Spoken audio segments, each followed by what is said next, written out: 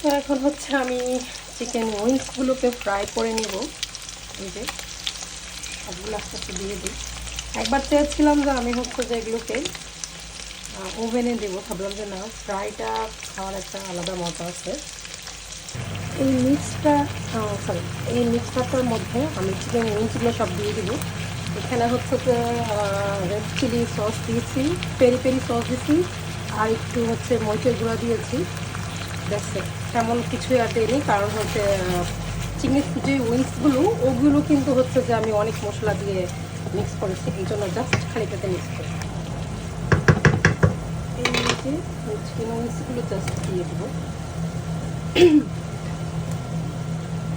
চুলাটা আমি একদম কম করে রেখেছি, কারণ একটু বন্ধ করে দিই।